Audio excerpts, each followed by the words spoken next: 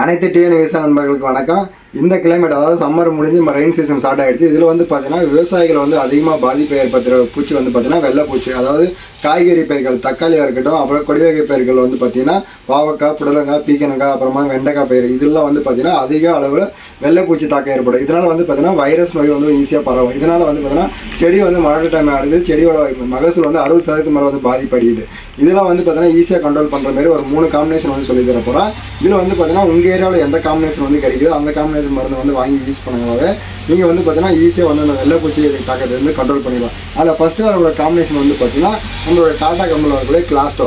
இது வந்து 1 லிட்டர் தண்ணிக்கு எவ்வளோ பார்த்தீங்கன்னா 1 கிராம் வந்து பயன்படுத்தினா போதும். இது கூட வந்து பார்த்தீங்கன்னா டாடா மாணிக்கு, இது வந்து பார்த்தீங்கன்னா அஸ்டோமா 20% இருக்கும். இது வந்து 1 லிட்டர் தண்ணிக்கு வந்து பார்த்தீங்கன்னா 1 கிராம் வந்து பயன்படுத்தினா போதும். இந்த காம்பினேஷன் வந்து கிடைக்கல சப்போஸ் உங்கள் ஏரியாவில், இதுக்கு வேறு காம்பினேஷன் சொல்லணும்னு வந்து பார்த்தீங்கன்னா நம்மளுடைய பெஸ்ட் ஆகிற கம்பெனியில் வரக்கூடிய ரான்ஃபன். இது வந்து பார்த்தீங்கன்னா 1 லிட்டர் தண்ணிக்கு வந்து 1 மில்லியும். அது கூட வந்து பார்த்தீங்கன்னா யூபிஎல் கம்பெனியில் வரக்கூடிய உள்ளலா, இது வந்து பார்த்தீங்கன்னா 1 லிட்டர் தண்ணிக்கு 0.3 கிராம் வந்து பயன்படுத்தலாம். சப்போஸ் இந்த காம்பினேஷனும் கிடைக்கல, நான் வேறு காம்பினேஷன் சொல்லுங்கன்னா அடுத்து நம்மளோட சிஞ்சனா கம்பெனியில் வரக்கூடிய அட்ரா. இது வந்து பார்த்தீங்கன்னா 1 லிட்டர் தண்ணிக்கு வந்து 1 கிராமும். இது கூட வந்து பார்த்தீங்கன்னா எஃபிகான், இது வந்து பார்த்தீங்கன்னா 1.4 ml 1 லிட்டர் தண்ணிக்கு. இந்த 3 காம்பினேஷனில் நீங்கள் எந்த காம்பினேஷன் வந்து வாங்கி யூஸ் பண்ணாலும் வந்து பார்த்தீங்கன்னா ஒயிட் ஃப்ளை வந்து பார்த்தீங்கன்னா அடிக்கும் போல வந்து க்ளீனாக வந்து கீழே விழுந்து போயிடும். சப்போஸ் வந்து அது மேலே படலினா தான் சாகாது.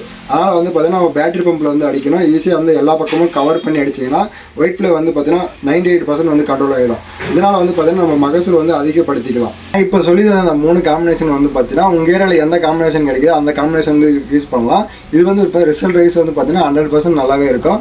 முடிஞ்ச அளவுக்கு வந்து பார்த்தீங்கன்னா அந்த ஒயிட் ஃப்ளை மேலே படுற மாதிரி கவர் பண்ணி அடிங்க. இதனால் வந்து பார்த்தீங்கன்னா ஒயிட் ஃப்ளை வந்து ஈஸியாக வந்து கண்ட்ரோல் பண்ணிடலாம். இது போன்ற விவசாயத்தில் வந்து பார்த்தீங்கன்னா புது பிரச்சனைகள் வந்து வந்துகிட்டே இருக்குது கிளைமேட்டை பொறுத்து. இதெல்லாம் வந்து பார்த்தீங்கன்னா நீங்கள் தெரிஞ்சுக்க விரும்புங்க நம்மளோட டிஎன் விவசாயம் யூடியூப் சேனலை தொடர்ந்து ஃபாலோ பண்ணிட்டு வாங்க. நன்றி, வணக்கம்.